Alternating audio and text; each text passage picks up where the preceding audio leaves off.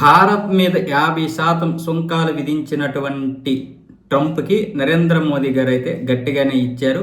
తగ్గేదే లేదు. మేమైతే రాజీ పడే ప్రసక్తి కూడా లేదు.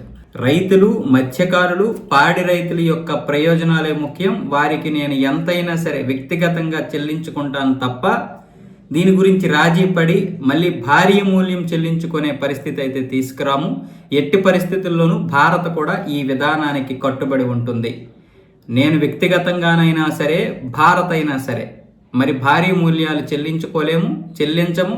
అలాగే ఈ రైతుల కోసమే మేము కట్టుబడి ఉంటాం, తగ్గేదైతే లేదు అంటూ నరేంద్ర మోదీ గారు అయితే ఈరోజు జరిగినటువంటి ఢిల్లీలో ఎంఎస్ స్వామినాథన్ గారి యొక్క జయంతి ఉత్సవాల్లో పాల్గొంటూ ఆయన అయితే ఈ మాటలు ఖరాఖండిగా చెప్పేశారు. ట్రంప్కి అయితే ఇప్పుడు మన నరేంద్ర మోదీ గారనే కాదు, ఇప్పుడు భారత్ మీద విధిస్తున్నటువంటి సుంకాలు కావచ్చు, అలాగే ప్రపంచంలో మిగతా దేశాలకు విధిస్తున్నటువంటి సుంకాల గురించి ఇప్పుడు వాషింగ్టన్లో ఉన్నటువంటి ఇతర దేశాలకు చెందినటువంటి విశ్లేషకులు కూడా అనేక విధాలుగా ట్రంప్ విధానాల్ని తప్పుపడుతున్నారు. ఇది ఏదైనా సరే హేయబద్ధంగా లేదు. ఇదంతా కూడా ఒక వ్యక్తిగతంగా లేదా వ్యవస్థాగతంగా కక్ష సాధింపు చర్యలుగానే కనిపిస్తున్నాయి తప్ప ఇది ఒక దేశానికి సంబంధించినంత వరకు ఏదో ప్రతీకార సుంకాలుగా కనిపించడం లేదు. అలాగే దేశ ప్రయోజనాలు కూడా ఇందులో ఇమిడింపు లేవంటూ ఇప్పుడు ట్రంప్ విధానాల్లో అయితే వాషింగ్టన్లో ఉన్నటువంటి కొంతమంది విశ్లేషకులే చెప్తున్నారు.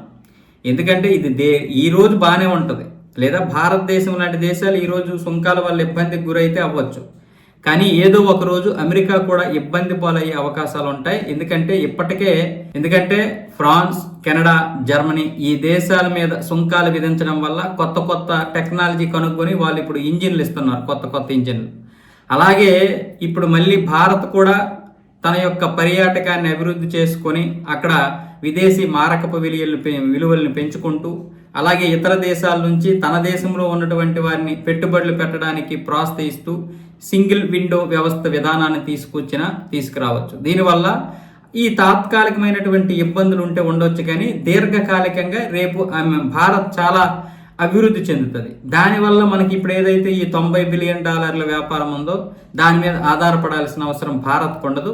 అలాగే ఇప్పుడు ఈ విధానాల వల్ల, అమెరికా చేస్తున్నటువంటి విధానాల వల్ల మిగతా అన్ని దేశాల మీద కూడా ఆ ప్రభావం చూపించే అవకాశాలు ఉంటాయి. కాబట్టి అన్ని దేశాలు కూడా ఇప్పటి నుంచే జాగ్రత్త పడతాయి. దానివల్ల అమెరికా భవిష్యత్తులో చాలా ఇబ్బందికి గురయ్యే అవకాశాలు కూడా ఉంటాయి ఈ ట్రంప్ నిర్ణయాల వల్ల అని చాలా మంది విశ్లేషకులు చెబుతున్నారు. మాత్రం ట్రంప్ వింటాడా? ట్రంప్ అనేవాడు పిచ్చోడు. ఆ దేశం పూర్తిగా నాశనం అవ్వడానికి కంకణం కట్టుకున్నాడు అంతే.